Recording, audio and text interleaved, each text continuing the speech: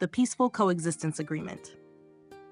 Dear friends on the path, there may come a moment when, with deep presence and love, you can gently say to someone you care for, "In the past, we have caused each other a great deal of suffering, mostly because we didn't yet know how to take care of our anger. But today, I believe it's time for us to find a way, together, to hold and tend to our anger with understanding and mindfulness." The teachings of the Buddha offer us the tools to extinguish the fires of anger and pain. They reveal the kind of insight that brings peace, not somewhere far away, but here and now, in this very breath, this very moment. Any plan for peace, any act of reconciliation, must be rooted in that living wisdom. When the energy of anger arises, we often feel the urge to lash out, to punish the person we believe has caused us pain. This is a deep-seated habit energy within all of us. We are so used to blaming others when we suffer. Rarely do we pause to recognize that anger first arises within ourselves, and it is we who must take responsibility for it. Sometimes we carry the illusion that by saying something sharp or doing something hurtful, we'll feel some sense of relief. But this belief is misleading and deeply harmful. Any action or word that emerges from anger only creates more damage. Instead, we must refrain from saying or doing anything when we are still caught in the flames. To speak harshly or act out of revenge only fuels more anger. The one we hurt will respond with more pain, and so the cycle escalates.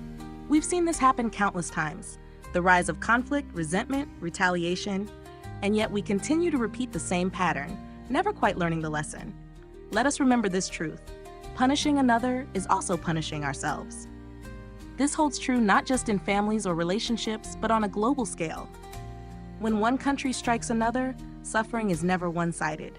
Whether it's the United States and Iraq, Israel and Palestine, Hindu and Muslim communities, whenever we inflict pain, we also suffer in return. This is the law of interbeing. What we do to another, we do to ourselves.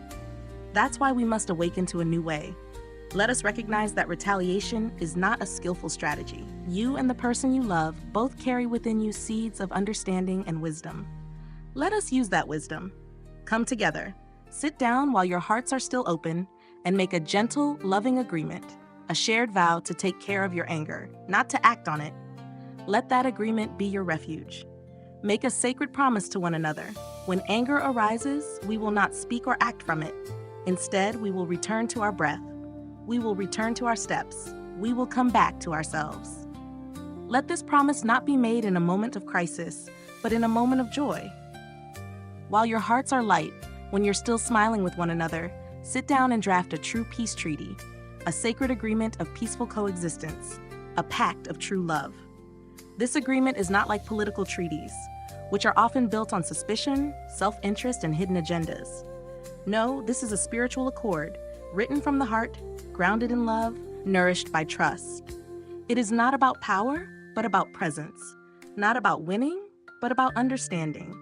Let your peace treaty be a living expression of compassion, a mirror of your deepest aspiration to live in harmony, to care for each other, and to walk the path of transformation together.